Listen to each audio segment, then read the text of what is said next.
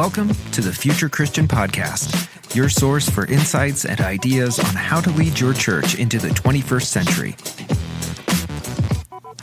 At the Future Christian Podcast, we talk to pastors, authors, and other faith leaders for helpful advice and practical wisdom to help you and your community of faith walk boldly into the future.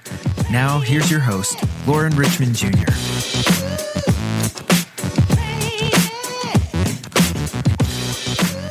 Welcome to the Future Christian Podcast. Today we're welcoming Reverend Teresa Hord Owens to the show. Reverend Hord Owens is the General Minister and President of the Christian Church Disciples of Christ in the United States and Canada.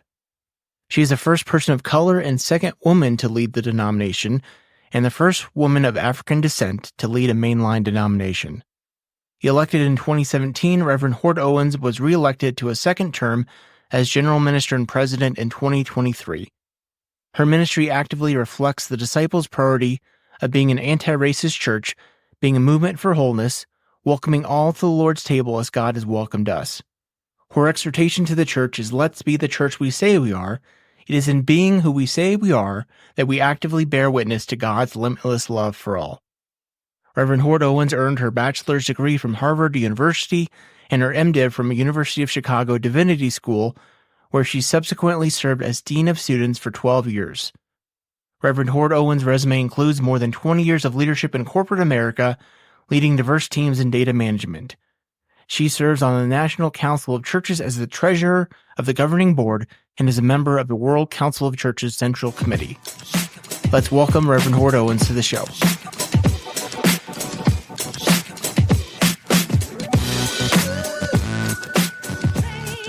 All right, welcome to the Future Christian Podcast. This is Lauren Richmond Jr., and I'm pleased to be welcoming today General Minister and President of the Christian Church Disciples of Christ, Reverend Teresa Hord Owens. Thank you so much for being here today. Well, thank you, Lauren, for having me. I'm excited to have this conversation. Yeah, looking forward to it as well. So, anything else you'd like to share about yourself with our listeners?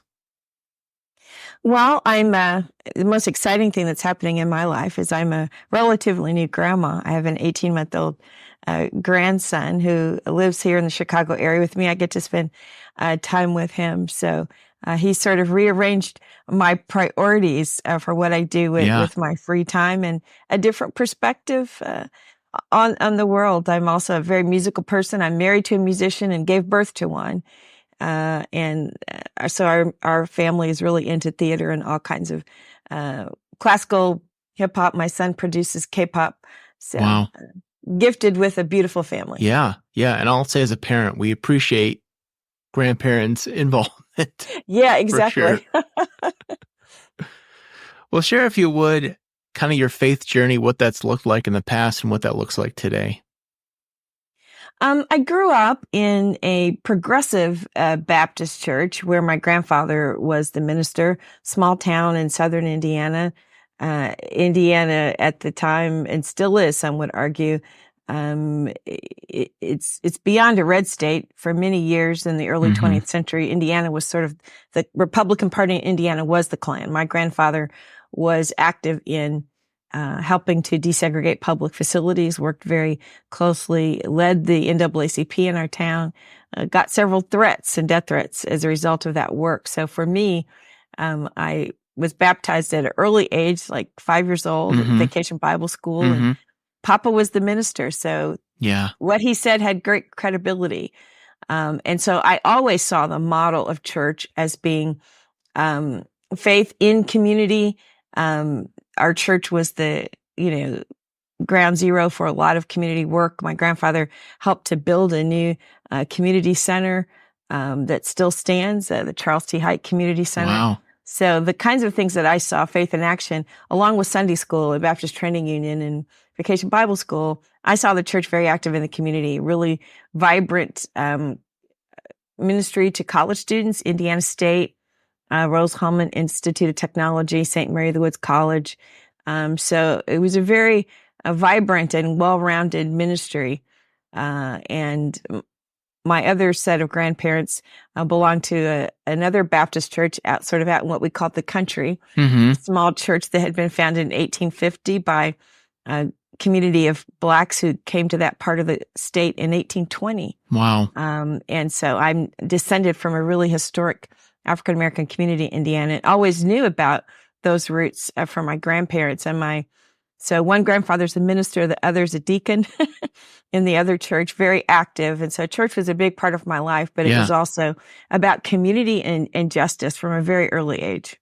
Yeah. So if I heard you right, then you're kind of a preacher's kid, yes, technically? Yeah, PGK, preacher's grandkid. Yeah. Okay. Yeah. Gotcha. Yes. Okay, great. And then share, if you would, kind of your journey into the Christian Church Disciple of Christ and how that led to where you're at right now. Yes, my mother moved to Indianapolis when I was in college. My parents had divorced. And my mother did a unique thing. She invited her 3 college-age kids to look for a church together. We had friends who were members of the Second Christian Church, as it was known now, Light of the World Christian Church. But my grandfather had been a state leader in the Baptist church. And so we literally, I think, visited probably every Black Baptist church in Indianapolis and kept coming back to Second Christian, Dr. T. Garrett Benjamin Jr. And we finally made the decision as a family, my mom and her 3 college-age kids, the decision to join that church, not really realizing at the time what it meant for this church to be connected with the Christian Church Disciples of Christ. But in my college years, being home during the summers, when I graduated from college, I came back to Indiana and served that church on the music staff part-time, playing and working with the youth choir. My career led me away to Chicago, and I actually joined another church, an AME Zion church, met and married my husband, who was recruited back to my home disciples church to be the minister of music. And from that point, I discerned a call to ministry at my home church, and we were there for about 9 years. And eventually, once I discerned that call, wanted to go to the University of Chicago. We have Disciples Divinity House, affiliated with the Divinity School there, a really strong disciples community. And so that brought us back to Chicago, and we've been here ever since. But I was an IT consultant, IT executive. I was recruited away from my corporate career, which I was always working. I was working full-time and going to school full-time. It was a crazy 4 years, actually, with a 9-year-old who, my son and my husband, serving a large church in ministry. He took a job with the church so that we could come back. And I served the University of Chicago Divinity School for 12 years as dean of students. And while I was doing that, pastored a small congregation in the western suburbs of Chicago, First Christian Church in Downers Grove. So that's the work I was doing, very fulfilled. And I say that I was drafted. People, when it was time for Sharon Watkins to end her term, my predecessor, people said, have you ever thought about being considered for general minister and president? And I quite honestly had not. And there were so many people that kept asking me this, and I allowed people to put my name into nomination for the process. And quite honestly was not that stressed out about it, because I was very happy and content being the dean of students at the Divinity School and serving the congregation. There are parts of both of those things that I really miss. But you laugh and say you have a plan and God has another plan. And so I just began the process and said, if it is for me, it will be, and we'll see what happens. So here I am, and just reelected to my second term last summer at our General Assembly. Yeah, and I was fortunate to be a part of that election. I think it was pretty safe bet you were going to get there, but I'm glad to support you.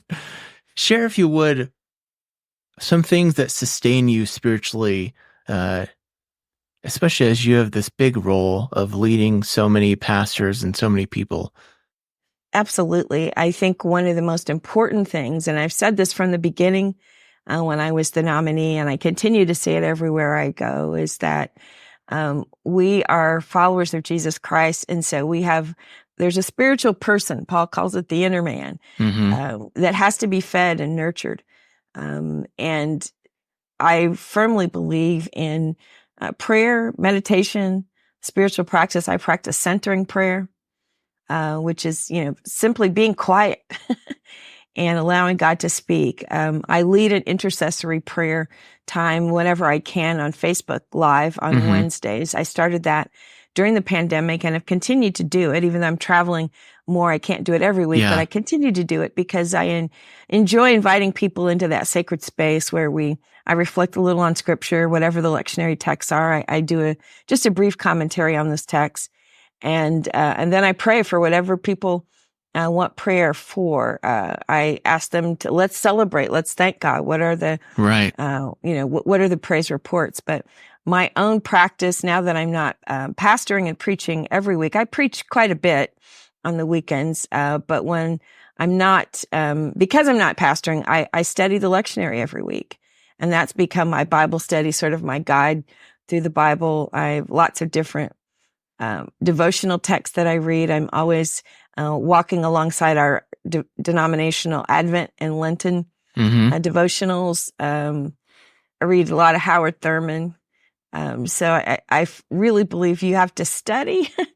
Fred Craddock, one of our illustrious preachers, said the life of ministry is a life of study. Yeah. And so we can't really grapple or wrestle with the text that God knows it's a hard text sometimes to deal with and to preach and to teach, but you have to kind of stay with it. And that feeds me. And I spend time in prayer and meditation and try to find quiet time for myself. I travel a lot. So sometimes time on the plane becomes that, that quiet time where I just put earbuds in and just am quiet and alone to myself. So. Yeah. Closer to God, we might say, right?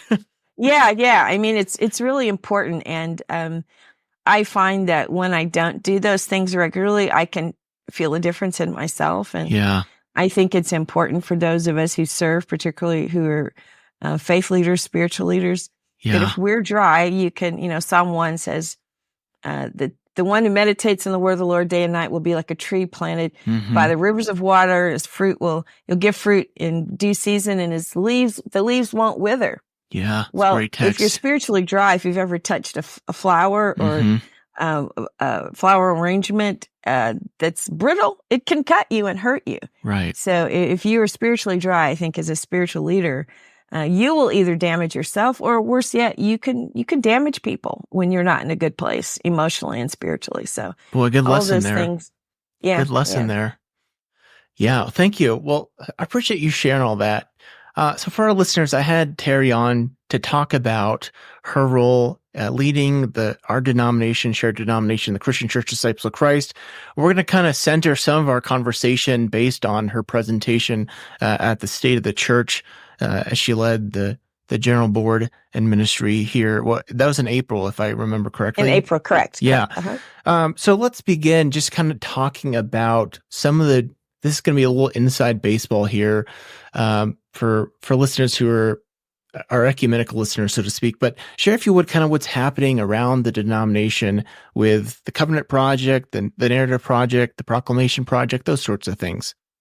Sure. The Covenant Project represents a huge vote that the General Assembly took last summer to change two things: the way our general board is, how it's comprised and how it's selected, and then the cycle and method by gathering our General Assembly.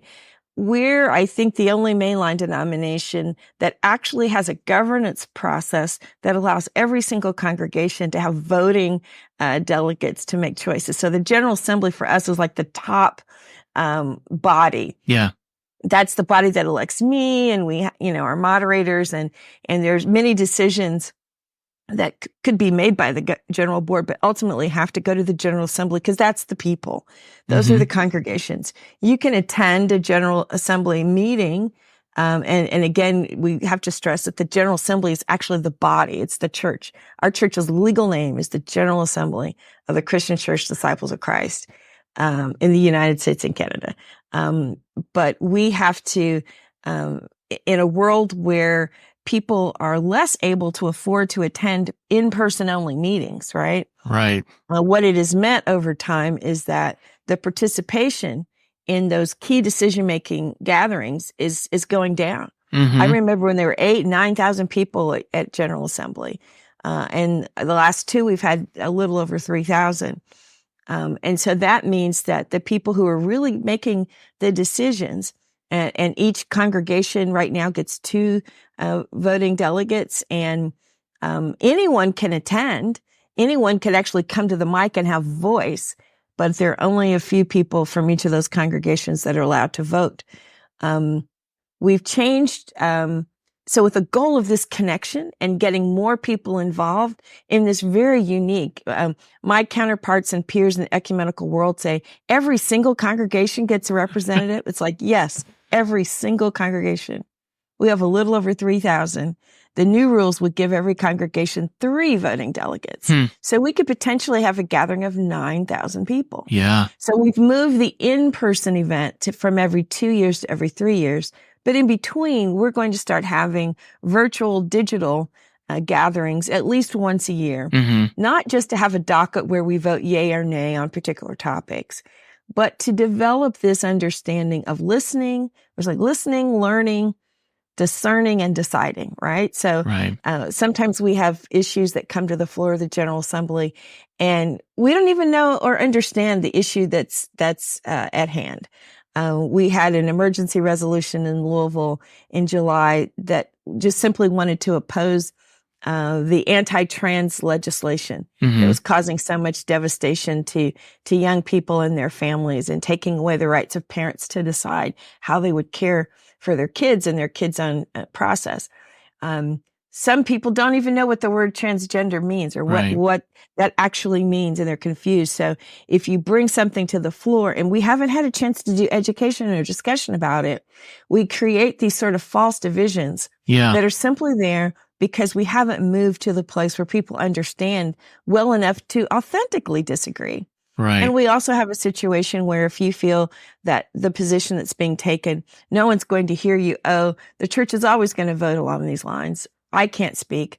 That's not a situation that we want either. Yeah. So hopefully within these virtual meetings, and the virtual meetings are not being construed as everybody in a Zoom box, right? And we've got thousands of people on a Zoom screen. Yeah. We're thinking more communal gatherings. Yeah. Like we might have churches that have the ability to connect, good Wi-Fi. Wi-Fi is weak in certain parts of the country.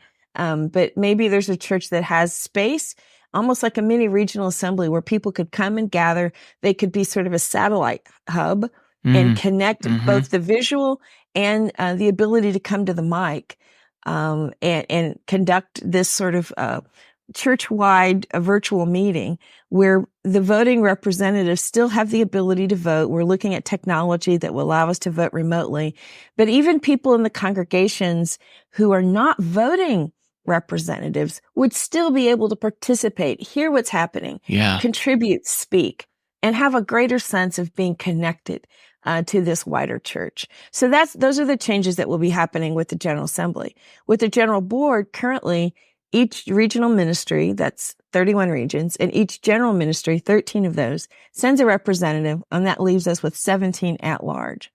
Well, just because each one sends one doesn't necessarily mean that the whole is as diverse as we want it to be. Sure. And right now, those terms are like 2 years. So every 2 years, you've got a new group of people. Right. Just as they're figuring it out. Yep. You have to continually educate people about the trajectory of where the church is going. We also don't necessarily get the kinds of skills that you would want on any board. Financial, organizational development, teachers, educators, attorneys, as well as clergy. We always have try to have a good balance between clergy and laity so that our laity are in good numbers, so that the general board is not dominated by clergy, but there's an equal proportion of laity. So instead of each one sending one, people will now nominate, and the general nominating committee will choose 50 voting representatives. Smaller board, working board that will be participating with these virtual gatherings every year with the General Assembly. We'll have the ability for the moderator to call the General Assembly into session digitally. So that's the Covenant Project, really trying to get people more plugged in to the decision-making and discerning process of various issues that are part of the church, and making it possible for people to participate so that the economics of being there in person for travel is not a barrier. Yeah. And even when we do gather in person, creating a hybrid option so that you can participate in all the business remotely. So that, and we're calling it Covenant Project. Number one, because when you say governance, people's eyes roll backwards Right. in their heads. But because we're a covenantal body, Yeah. we don't have a hierarchical structure. I don't have a big gavel where I can just say, so let it be written, so let it be done, right? So our churches are really the foundation, and they're really the highest pillar of decision making that we have. So we have to be sure that our congregations can participate, because one of the things that we learned in this whole process is too many of our congregations, they don't know how the general board works. They don't know what happens at General Assembly. And they are the crux of all of that. And so connection is really there. So this covenant, we had created a curriculum, a 6-week video curriculum with a study guide to really reinforce what does it mean to be a church that lives in covenant. So let me jump to the Church Narrative Project. Church Narrative Project, kind of, and I'm always trying to connect the dots between these three. Mm-hmm. I started out setting a personal goal to say, we're a church that's anti-racist, pro-reconciling. Mm-hmm. And we've been doing this for decades, right? We've been training for decades. And it feels like the training has only gotten to the clergy level. Right. It hasn't really made it into the pews. How do we better live into that?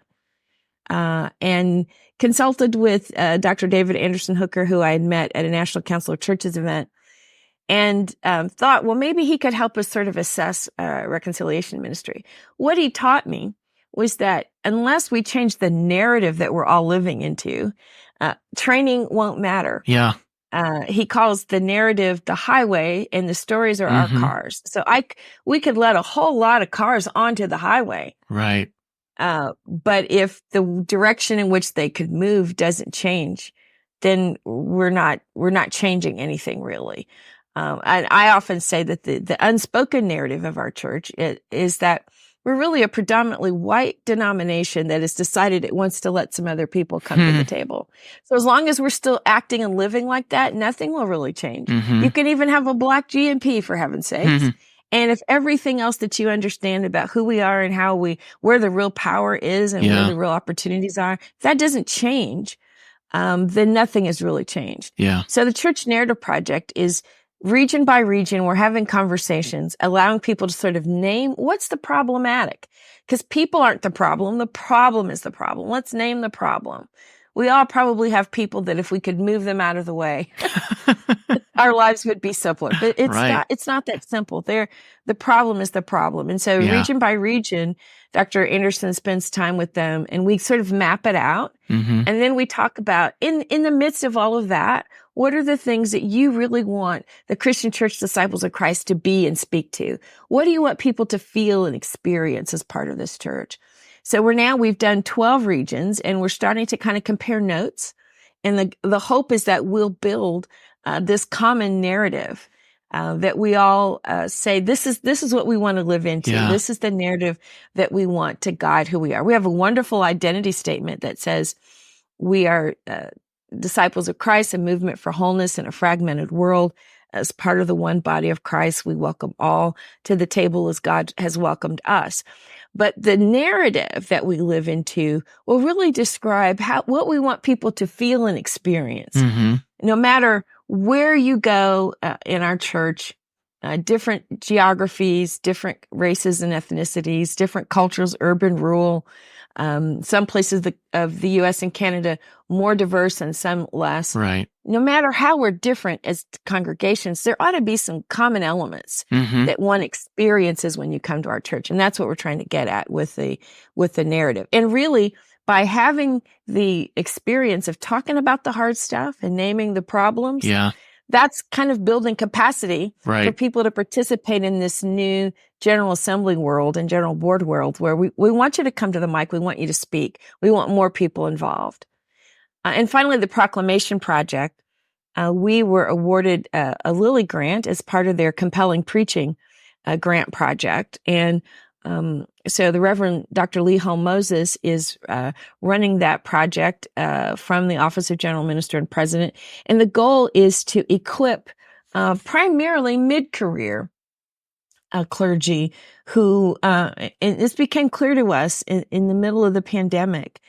All of a sudden, the joke was everyone's a televangelist now, right? Because everybody's got a broadcast, but there were people, my seminary education would never have imagined that I'd be setting up a camera in my sanctuary and nobody's there and I'm broadcasting. So the way in which you conduct yourself on screen is very different than in live.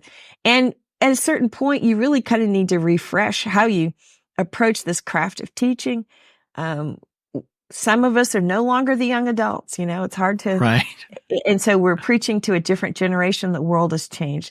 So the goal is to create preaching resources for clergy across the life of the church. Right now, we have 4 separate cohort programs, one that's focusing on storytelling and other types of expression, one that's working on media and technology. We have a couple of groups that are focused on language. So a group of clergy whose first language is Spanish, another group whose first language is Korean, and building these. And so this is the first of a 3-year program. So these are our first cohorts. We have some other, these cohorts will meet in person and some other cohorts that are meeting online. We've had some online preaching seminars featuring people like Leah Shade at Lexington Theological Seminary, who has a great book called Preaching in the Purple Zone. Like, how do we preach and talk in this completely polarized society? We had a New Testament professor, Dr. Stephanie Crowder, who is on the faculty at Chicago Theological Seminary, helping people prepare to preach during Advent. We're going to have a retreat in October in Arizona, where we're bringing in just really good preachers to kind of inspire the preachers, all right? So all of those things. And really, for clergy, that's job one, right? Effectively, like you said, proclaiming the gospel of Jesus Christ. So those are the 3, what we call the big 3 in our office. And they're all connected really to strengthening both spiritual connection and practice, but strengthening the connections that we have across the life of the church and helping us to not be afraid to deal with the hard questions and the hard problems. If the church doesn't deal with it, then who can? So that's my real prayer is not only connection, but building this capacity to deal with the tough things as we decide how we will live as church in a new world. Yeah, I'm glad you mentioned that building capacity. I hope to talk more about that here in a few moments. Share, if you would, just kind of about Alex, the kind of denominational data gathering tool. I know data is all the rage right now. Some of it, obviously, in mainline world is not super optimistic, but share more with some lessons that can be gleaned from the tool with Alex. You have to first know that I spent most of my IT career in data warehousing and database management. And my IBM days, my Ernst & Young days, this is the kind of work that I did. And I spent several years at Anthem Blue Cross and Blue Shield as the director of corporate data management and leading that institution. And that was my career, was understanding data and helping organizations to understand data and the power of information. When I came to be GMP, of course, the yearbook is our census. We're a 501c3 organization. We have a group tax exemption. So one of the important things we have to do is have a census, right, of who is affiliated with our church and we have a ministry directory in that, who are the recognized clergy, which allows clergy other tax benefits. And so there might be a few hard copy reports in that book, but the book is, yay thick. Yeah. A small phone book kind of thing. I'm almost flabbergasted to think about my initial reaction. There were no online reporting tools or capabilities, and people were filling out online PDFs that were then printed out and really formatted just so that you could print a book. Yeah. Most of our other, I even approached the Lilly Endowment about funding something like this, and it turns out they didn't consider this to be leading edge or, it's like everybody else. Most of our other mainline peers had such a tool. So we've created what we call Alex, short for Alexander Campbell, one of our the founders of our movements. People actually ask me, so what's the ALEX? What does that stand for? Yeah, now I love to hear it's that. It's actually not an acronym. It's a nickname for Alexander Campbell. But congregations use ALEX. It's a free web-based tool.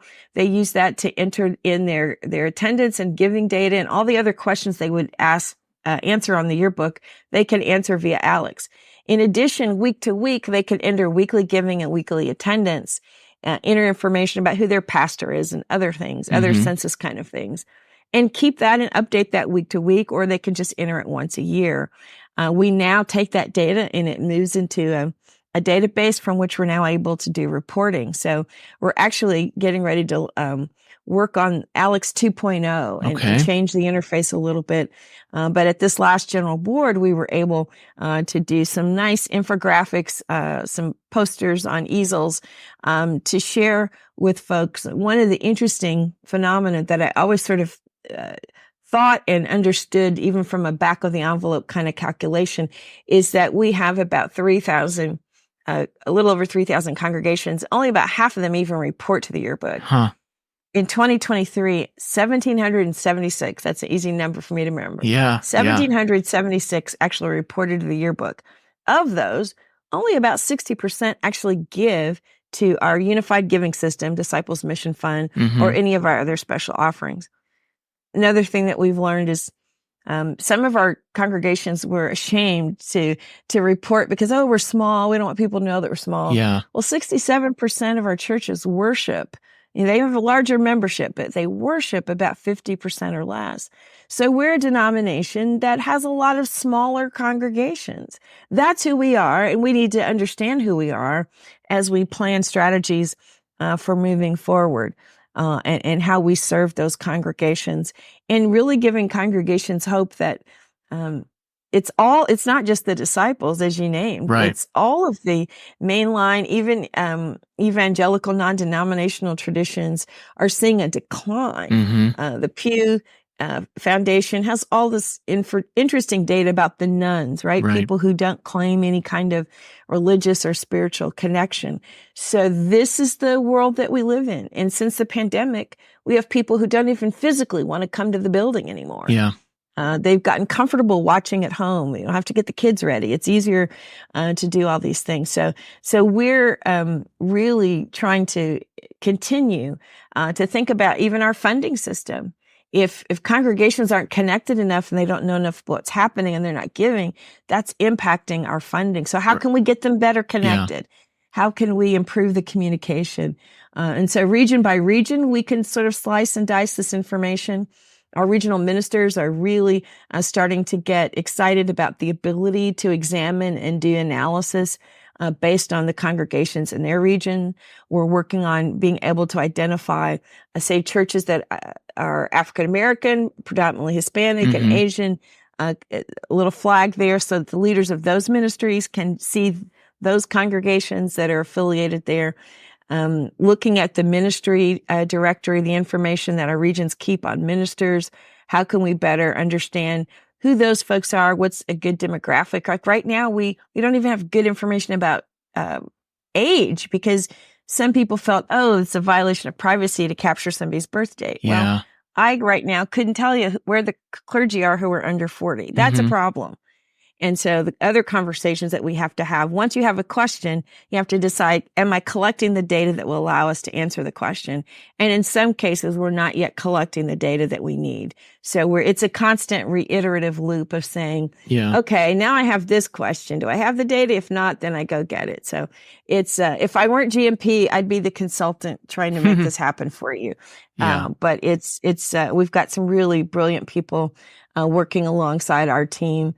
And trying to get to a point where we're starting to publish via PDF some statistical summary information instead of printing a book. Yeah. And what a wonderful gifting that you bring to the position, having that background. I know it'll be a benefit for clergy and church leaders and also researchers. I remember a summer or two ago, Ryan Burge, who's done a lot in this world, was asking about, hey, where's the data on the disciples? Yeah. I know he'll be happy for one.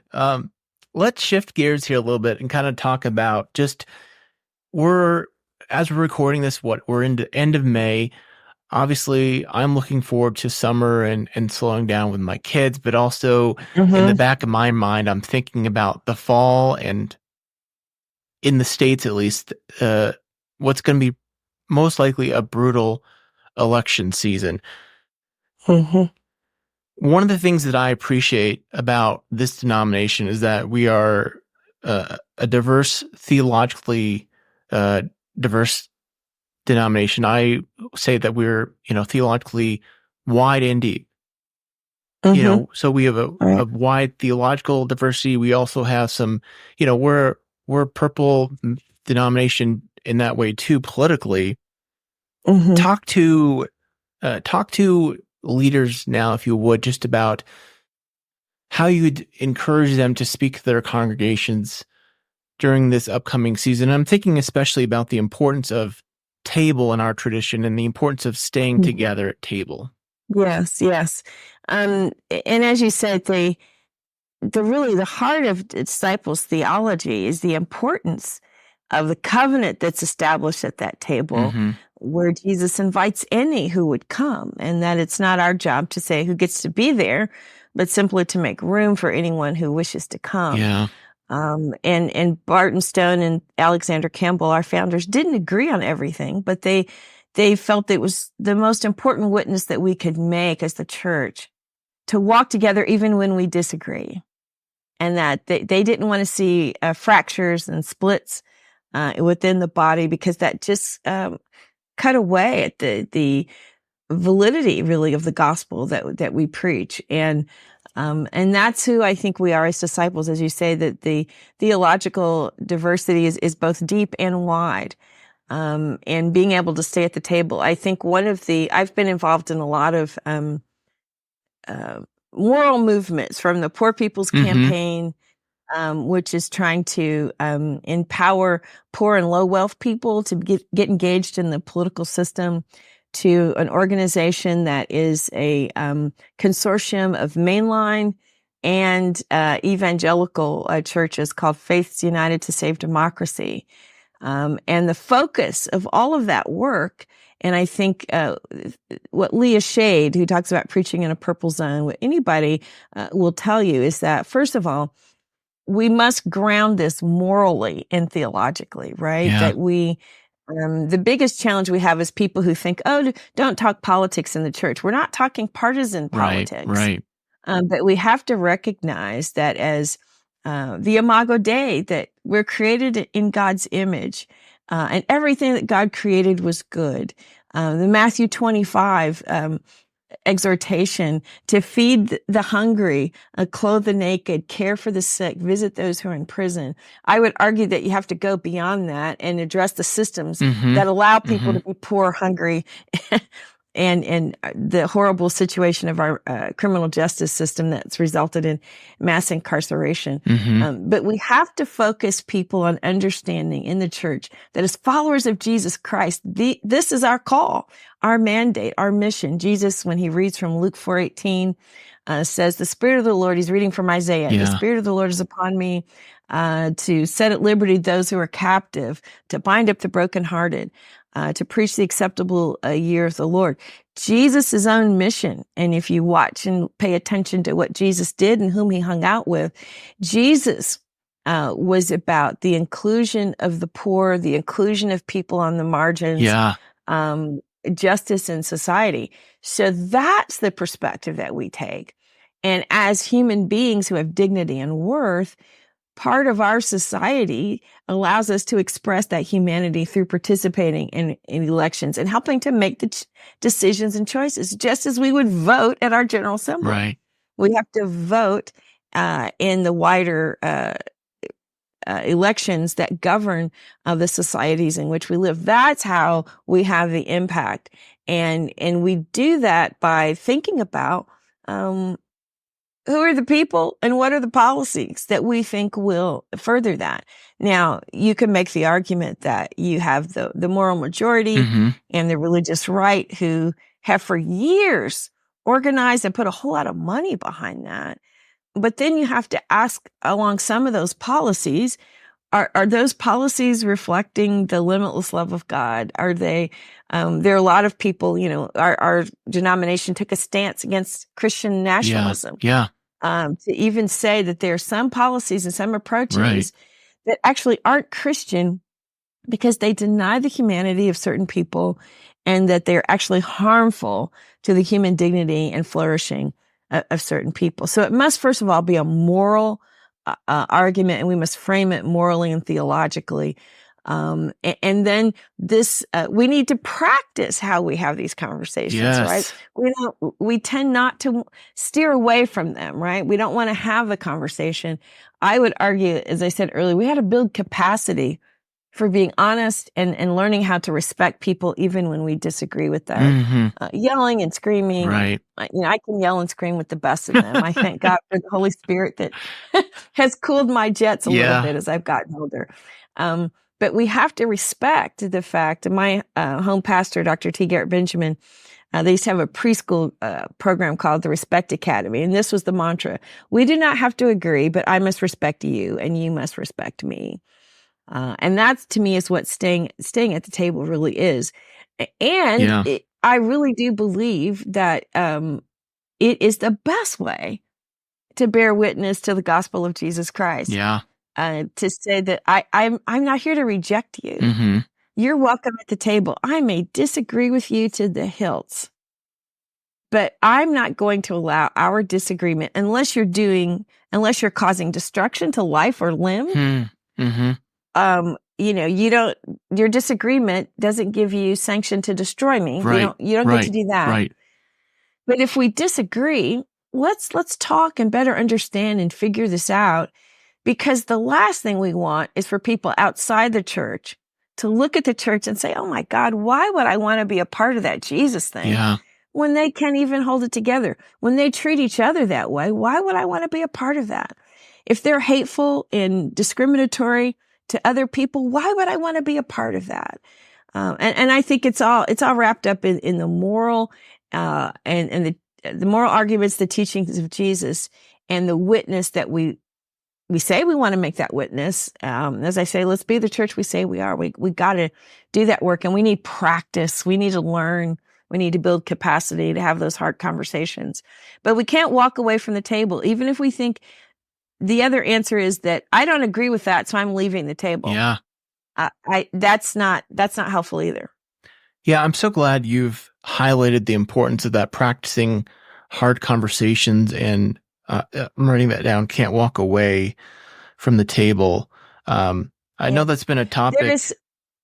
Go ahead.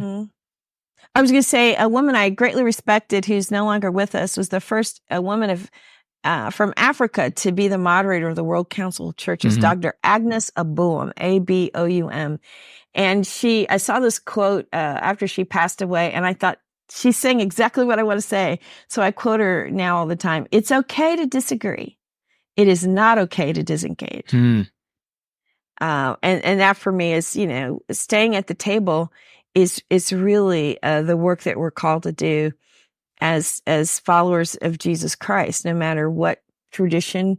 And I'm so proud to be a part of a church that really that kind of defines us, right? That really defines us. But we have to do that. We really have to be the church we say we are, and not be caught up in what's swirling around us, where we think that there's only one way to be Christian. That's being a certain kind of American, or to be a good American. That means you have to be a certain kind of Christian. That's just a lie. It's not true.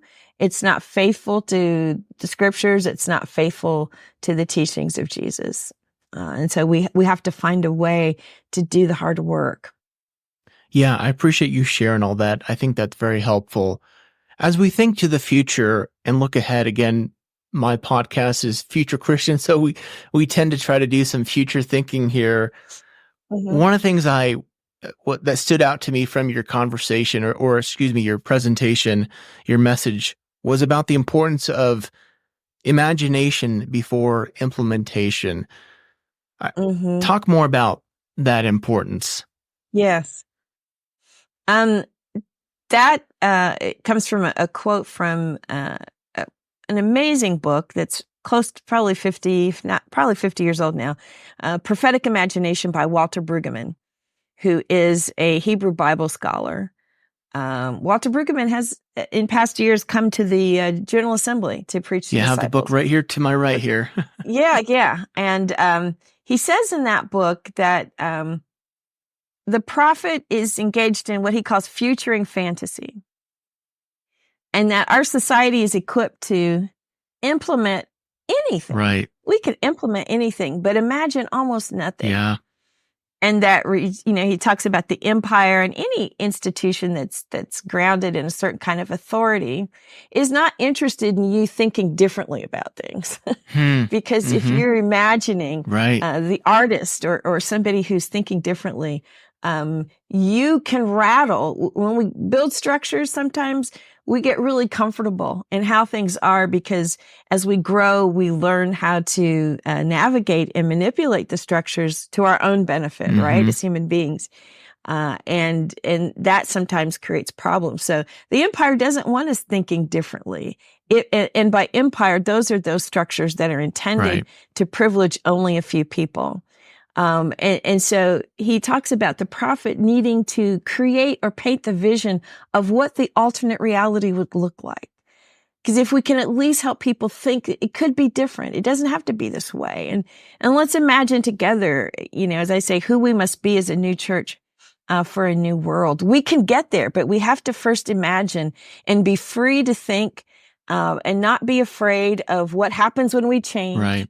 Not be afraid of what we have to let go in order to change, and not be afraid even of the people who will oppose it, because we will affect their particular power platform, right? And create a culture where we're always thinking about what's next, and we're always imagining where we go from here. One of the things that the disciples did when we created our denomination, in this process we called restructure in 1969, the first two general ministers and presidents regretted they didn't get as far as they wanted, because they had to compromise a lot just to make the first thing happen. Yeah. And my hope is, with the changes that we're making with the Covenant Project, with the General Board and General Assembly, that we've got to build in a culture at the church that says we must always be okay with doing things differently. We don't have to do it the way they did in 1969. Years from now, I don't want people to say, oh, that was just a project we did when Terry was GMP. I want us to look back and say, oh, we actually are empowered. Right. Our forebears wanted us to understand that we're always able to do something differently. Yeah. We're always able to imagine and do church in a way that makes sense for the world we live in today, and not for the world that our grandparents inhabited.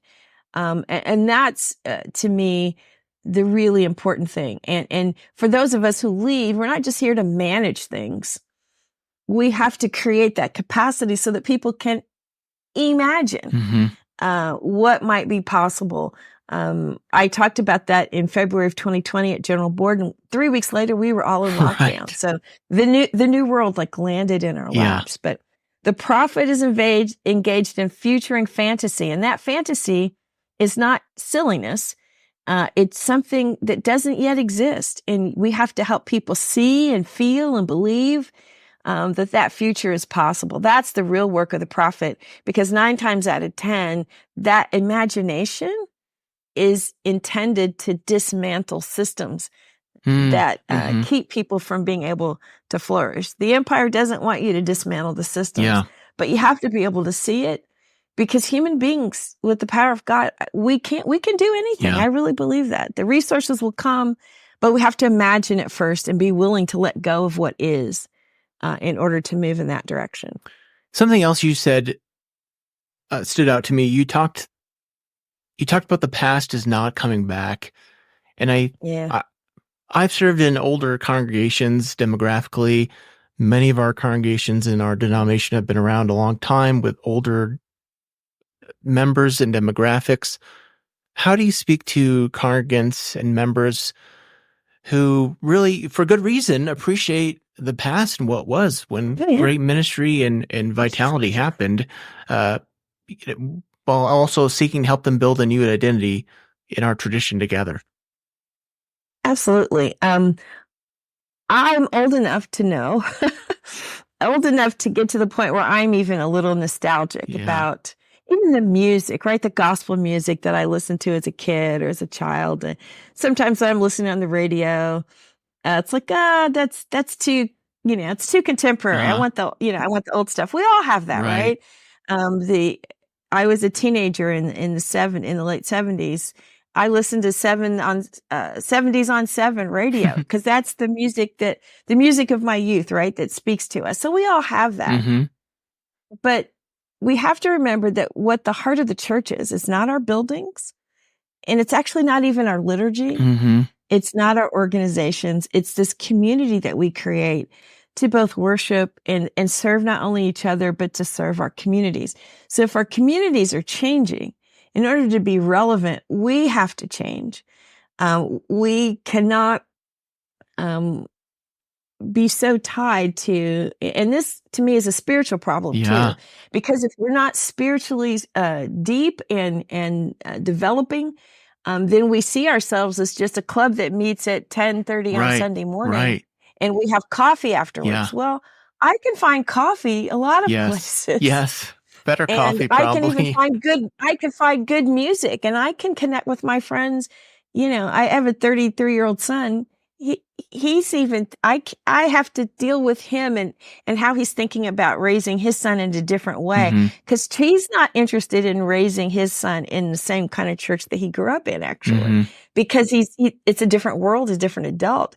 We want to pray with our grandson, do all the kinds of things, but that little boy is going to be part of a different kind of spiritual scenario. And it's not about the buildings, churches that have sold their buildings and created other more practical structures. We want beautiful things, yes. And in some cases we can save and repurpose and create new ministries inside of those things. But we have to imagine, to go back to 1980, when we had 100 or 200 people here and we had all the same things going on, denies the reality of how society has changed. And the numbers are even telling us that people don't want the kind of institutional gatherings that they've had. I was at the naval base in Newport, Rhode Island this past weekend. The Naval Chaplaincy School is there, and we have 3 chaplains who were there, one of whom is an instructor. The other is sort of the commanding officer of the chapel. So he's like the pastor of the local chapel. I preached on Pentecost, chapel full of young people, recent college graduates who are in officer candidate school. They're getting ready to start or in the middle of chaplaincy school, choosing to be there on Sunday, fully engaged. Everybody's up singing. They're with me during the sermon. Young people are seeking after God. To say that they don't want anything spiritual is not true. Yes. What they're seeking is our constructs and contexts that speak to how they engage in the world. And we wanted that when we were young people. I rubbed up against tradition in my own church as a young person and a young adult. And so young people are doing that. So we can never say that we want it the way it was, because that nothing is ever coming back in that way. And when people say that, I'm like, oh, you're trying to restore your club, and you're more concerned about members and how many butts you have in the seats than you are about lives that are being changed, or even people don't want to join things. I had folks who were very active in all the ministry that my congregation did. These people were in their 70s. They just didn't want to join anything.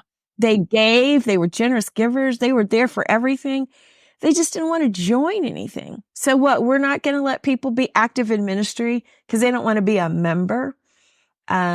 These are things that we have to open ourselves up to hear from people why they don't want to belong to these institutions, but also recognize that it's not God who has failed them. And it is not God that they don't want. It's the institutions. It's the human structures that we have created that are failing people. People are seeking. They just don't want what we've created. And they need to create, and we need to move with them to create other ways of being church that matter and are relevant to future generations. Yeah, thank you for sharing that. I know Ted Smith and others have some great work on that. I was privileged to have him on recently. Yeah. Last question before we take a break. I want to give you an opportunity. This is a podcast listened to by a diversity of audiences. So give your best, why disciples, rah, rah, go team speech here, if you would. I think the beautiful thing about disciples is that we do recognize that we are Christians, but we're not the only Christians. That the covenant that Jesus established at the table that welcomes all to the table is one that we must take seriously. And so therefore we allow for a wide range of theological diversities. And we do believe that we are better as witnesses when we can walk together even when we disagree. We don't have a lot of orthodoxy. We're not anti-creedal. Mm-hmm. We just don't have a creed that would be a test as to whether or not you belong. Yes. We simply confess that Jesus is the Christ, Son of the living God, proclaim him Lord and Savior of the world. And we can wrestle with interpretation of Scripture, but we're the people that want to stay at the table because we believe that kind of unity is not unanimity, mm-hmm. but it involves and allows more people to be a part of this thing that we call the body of Christ. And we take that very seriously. And we take ourselves to the table as often as we can, most of us every week, to remind ourselves of that covenant that Jesus gives. So you may hear that disciples have communion all the time. It's not just a ritual. It's really a reminder that we really, it's not our table. We want all who desire to be there to come. All right, I'm fired up. Hopefully our audience is too. Oh, good. Let's take a quick break here and we'll come back with some closing questions. All right, we're back with General Minister and President, Reverend Terri Hord Owens. So thank you so much for your time. I always tell folks these closing questions, you can take these as seriously or not as you'd like to. This is the question actually I'm most excited about because you are, to this point now, the highest denominational official I've talked to and closest to what we might call a pope. So if you were Pope for a day, and you can interpret this however you'd like to, what might you want to do with that day? It's kind of funny that you say that because many disciples, when they're trying to explain who we are and who I am, they will say, well, she's our Pope. Yeah. The GMP is our Pope. But with none of the authority that the Pope has, mm-hmm. We're very much a covenantal church. So if I don't have a certain level of direct operational authority over the whole church, if I did, mm-hmm. we would have some sort of, and I won't call it catechism because I would not want there to be sort of an intentional thing that would be taught. But I would encourage and almost require people to have, some form of spiritual practice and some form of Bible study. Yeah. I really feel that we're so biblically illiterate. And as Christians, that is devastating. I'm not arguing for a dogmatic interpretation of the Bible. Mm-hmm. I just want to equip people to even wrestle with it. We can't talk ecumenically or even on an interfaith basis unless we understand what our text is saying and what Jesus taught, what the Hebrew prophets say, because Jesus refers to them. That's what shaped and grounded him. Without that, we're spiritually just weak as Christians. And so I would want to find some way to insist that there be some form of Bible study and prayer, meditation, some form of spiritual practice that starts with our kids, mm-hmm. right? We send our kids to camp, and that's one of the. And now all cultures are into the outdoor camp, and there are many years when Black kids couldn't come to disciples camp years back, but that notion of spiritual formation happening within camp, that's really important. So we have to find some way to do that spiritual formation that would involve prayer and Bible study. That's one of the most important things that a church can do. And as just simple believers, we're passing along a great tradition, right? Mm-hmm. The stories of Jesus. It's important not to get dogmatic or to hem in anybody's theological imagination, but there is a tradition of the stories of Jesus. There is and even as disciples, there's something about us that we want Right. that we want to remain after we're gone. So I think that's probably the thing I would do. And I would require people to do conflict resolution. Yeah, that would be good. That would be good. Because I think we did a session with a group called Crucial Conversations about how to have hard conversations with the leaders of our general ministries. And more, I find that my experience in doing some of that in the corporate world, and also as a dean of students who often had to have really hard conversations with people and do it from a, I didn't need to make people feel horrible about giving them bad news or trying to move them to a different way of being or a different way of thinking. But I think we need to learn how to have those hard conversations and deal with conflict in healthy ways. And I think clergy would be and congregational leaders, even lay leaders. That's one of the biggest challenges I see is that people don't know how to manage conflict. We think that, that's the pastor. Or that's, I can't say. And so when we have misconduct or we have problems, nobody wants to put the person in check who's causing the problem. And we don't have healthy ways of doing that. And so we suffer because we don't find a way to root out and resolve conflict. Well, I am comforted to know that should our autonomy or voting structures change, these are very reasonable resolutions you would implement here. Who is a theologian or historical Christian figure you would want to meet or bring back to life? Oh my, there's so many. But I think I would really like to meet Howard Thurman. He is a self-described mystic. Yeah. He's the person that, Dr. King carried his work with him all the time. And usually it's Lent. He has some good Advent stuff too. But I find that when I read him, he is somebody who spoke from who he was as an individual, as an African American, but also just spoke to that deep inner spiritual need that people have to connect with God. And I would love to learn how his life experience came together in his ministry and in his study. He's just got some profound things. And as a leader, I'd love to be able to write in a way that moves people the way he moves. Absolutely. Absolutely. Yeah. What do you think history will remember from our current time and place? I think history will remember how divided this nation was. And sadly, I think history and our descendants will ask, why didn't we do more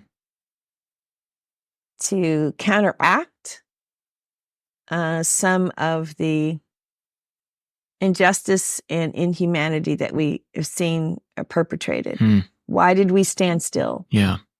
And not do more to insist that to name the truth and call a thing what it is. And I think the pivot point, we talk about the 1918 Spanish flu. Right. People will remember the aftermath of the 2020 pandemic and how it changed all of our lives and how we even think about, airborne respiratory viruses and changed the way we work. It changed and to have been alive during this time, I think is, things really are different. We see work differently. We think about our mental health differently. We think about our physical health differently. And so I think future generations will lament the fact that we didn't do more to address some of the injustice that we have facing us and that we allowed polarization to dominate. Yeah. Well, I usually ask the final question, what do you hope for the future of Christianity? Let me localize this a little bit. What do you hope for the future of the Christian Church, Disciples of Christ? What I hope is for a more connected church where congregations understand they are, we have congregational polity and you're free to call your own pastor and do all the things, but we are stronger together. And my prayer is that our congregations understand that by being connected, there is space for everyone, and that we can do more together, and that connection will come, I think, from deeper spiritual foundations, and that the church will prioritize and seek to build within itself stronger biblical literacy and more consistent spiritual practice. And I think those things will allow us to be more connected. We're not going to do much good in the world just as little scattered congregations, but when we come together, we still have the freedom to be who we are at home and address the needs at home, but then leverage our power and our resources to really do good around the world, quite honestly. So I pray for a more connected church. Yeah. Thank you so much for sharing that. Thank you so much for your time. I appreciate the conversation and your insights here. Share, if you would, just how can people connect with you if they want to get to know you better, connect with the denomination, all those sorts of things. Sure. You go to disciples.org. That's our website. And you go to disciples.org/OGMP and you'll get to my office, but you'll also get to all of the 13 general ministries and our 31 regions. If you're looking for a disciples congregation in your area, there's even a little search function that allows you to do that. I'm on all the socials except for TikTok. I'm on Facebook. I have a personal page, Teresa Hord Owens, but my public page is Reverend Terri Hord Owens. I am at T Hord Owens on Instagram. And I'm also on LinkedIn as Teresa Hord Owens, but I'm on Threads as Terri Hord Owens. I think is Terri Hord Owens, and I'm on Twitter, but not on Twitter's kind of gotten a little toxic, bit. So I'm not on Twitter. A little bit. I've migrated more over to Threads at Terri Hord Owens. So if you search T Hord Owens or Terri Hord Owens, you will find me on most social media. Yeah. Well, again, thank you so much for your time and conversation. I always leave folks with a word of peace. So may God's peace be with you. Thank you so much, Lauren. God's peace with you also. Thanks for joining us on the Future Christian Podcast. To learn more about Lauren or the podcast, visit future-christian.com. One more thing before you go. Do us a favor and subscribe to the podcast. And if you're feeling especially generous, leave a review. It really helps us get the word out to more people about the podcast. The Future Christian Podcast is a production of Torn Curtain Arts and Resonate Media. Our episodes were mixed by Danny Burton, and the production support is provided by Paul Romig-Levitt. Thanks, and go in peace.